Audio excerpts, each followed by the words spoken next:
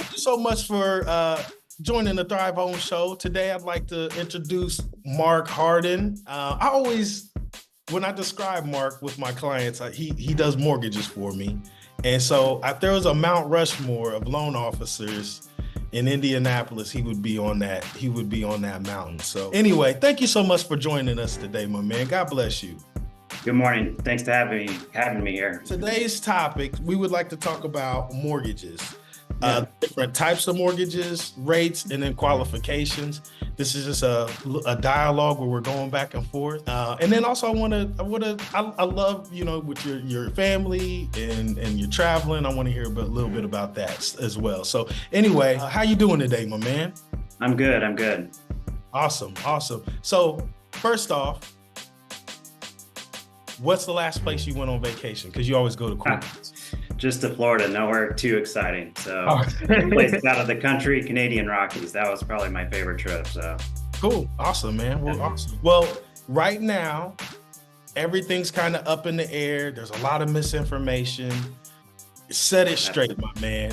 Tell me, rates, what's going on? What do you see moving forward as far as mortgages in the next 6 months? So as far as the next 6 months with interest rates, it's been quite a roller coaster ride here recently, ups and downs. And historically speaking, the rates are still low. So what we're just hoping for right now is inflation to settle, and then interest rates will start to settle with that. So that's our hope in the next 6 months or so. The conversation that I've been having with buyers is everybody's like, I'm waiting for rates to go down. I'm waiting for rates to go down. And the thing that I want them to understand is that when rates were low, they were paying $20,000, $30,000, $50,000 over asking. With rates where they are, now we have people getting deals. We have people getting stuff at asking. So what it does is like, okay, at 2%, you're going to be paying. It fuels inflation. So the rates slows things down. So then housing prices become more stable. This is simple. It's a simple supply and demand. So if they lower rates right now, then housing is going to go up and then inflation is going to go up. So they have this delicate balancing act to make sure that we don't go back into a situation where we have inflation that we've been having. So I understand it. But you're absolutely right. Rates are now low enough to where it's affordable to buy a house. And guess what? Housing is not like $30,000, $40,000, $50,000, $60,000 over asking. So it's kind of the best of both worlds.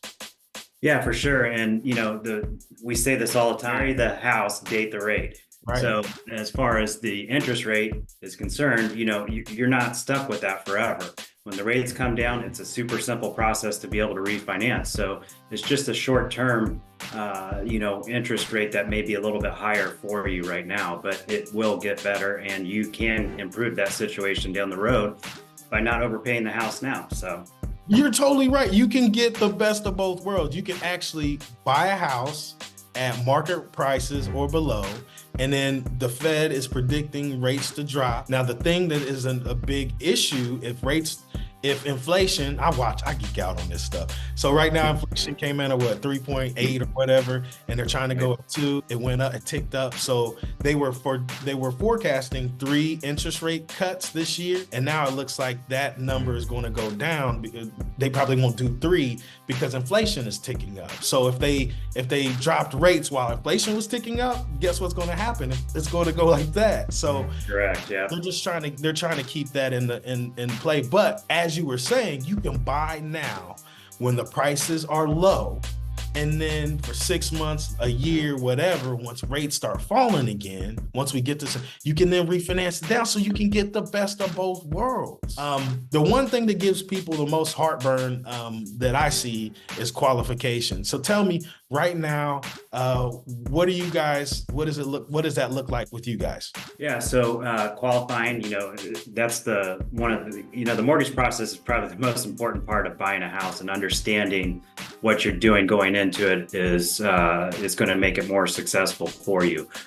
Credit score is the biggest one.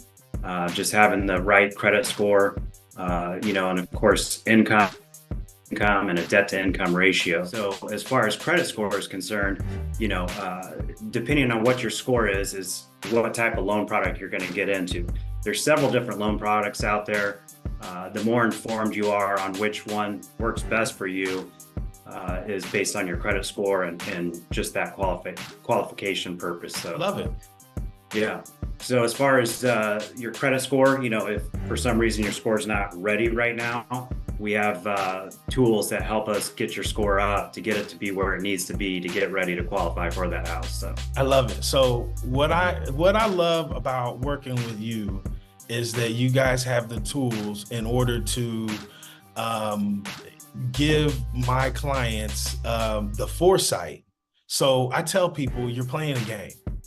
And so what we're doing is my job is to give you clarity on what it takes to win this game. And mortgages are a big part of it. It's a huge part of it. So I set just because you're not ready right now, the great thing about Ruoff and what you guys offer, we can forecast what's like, okay, you're not ready right now, but if you do this, this, and this, we can forecast what your credit scores are going to be in 3 months, 6 months, 12 months. And so we can then be strategic on what options you have. So I always tell people, everybody has this fear of rejection. Right. I'm never going to tell you no. I'm going to tell you if you do this, this, and this, then they got to loan you the money. So then the onus is on you to do those things. And so what you do a great job of is giving folks clarity so they know, okay, these are the things that these are the boxes I need to check off. So then in 3 months or in 6 months, I'm there. So you guys do an awesome job of that. So I want to give you props on that. Thank you. Appreciate that. Awesome. So, hey man, I appreciate so much. Before you go, what's the coolest place that you've ever been on vacation? I would have to say Iceland. The terrain, the difference, every stop is something new and something different. It's just a world that we've never seen before with so much different things to visit. Waterfalls, volcanoes, glaciers. I mean, it just has it all. It's beautiful. Your eye holes probably can't even No, pictures don't do it justice. Yeah, correct. You're and you just can't explain it. Well, speaking of that, did you check out the eclipse? Oh yeah, absolutely. That was once in a lifetime thing.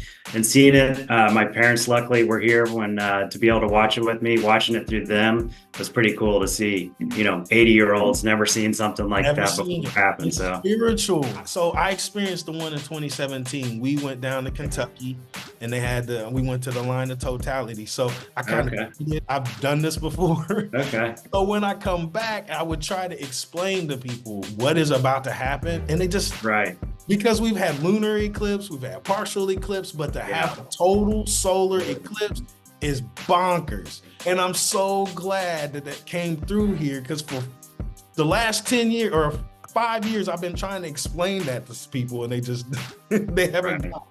So cool, man. I'm glad. So the kids, everybody what did they think? Yeah, I mean, that was super cool to see it with them too. I don't think they realized the importance of it, the significance of it, so just watching them see it was cool as well. But like I said, just seeing my folks be able to see it for the first time was pretty cool. So thank you, man. God bless. Have a great day. Hey, you too.